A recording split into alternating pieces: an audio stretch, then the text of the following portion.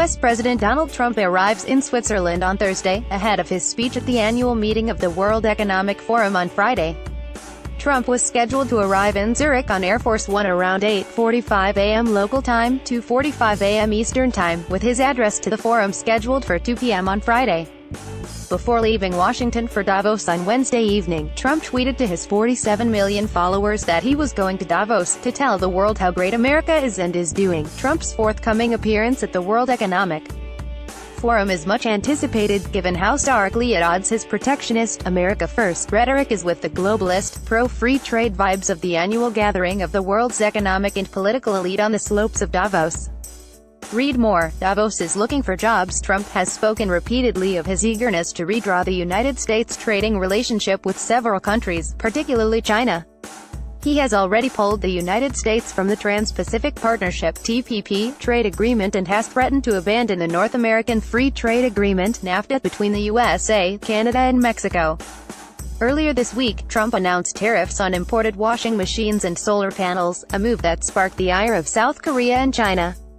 Strength in numbers. Trump has traveled to Davos with a large team of senior economic personnel, an indication of the seriousness with which the Trump administration is treating the gathering.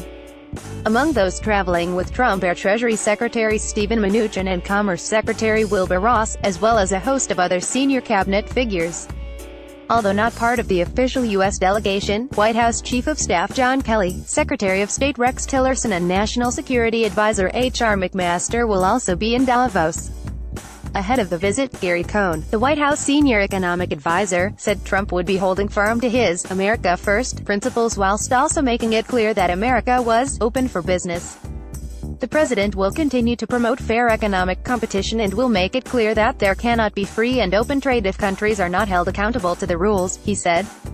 Earlier in Davos, Mnuchin prompted a fall in the value of the U.S. dollar by stressing the importance of a weaker dollar.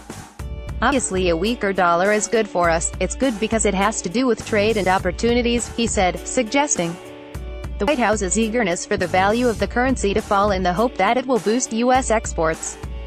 Trump has a series of meetings scheduled for Thursday, with Israeli Prime Minister Benjamin Netanyahu and British Prime Minister Theresa May among those he will meet on the sidelines of the gathering. Trump's visit to the Davos event is the first by a U.S. president since Bill Clinton visited in 2000, AOS, KD, Reuters, AFP.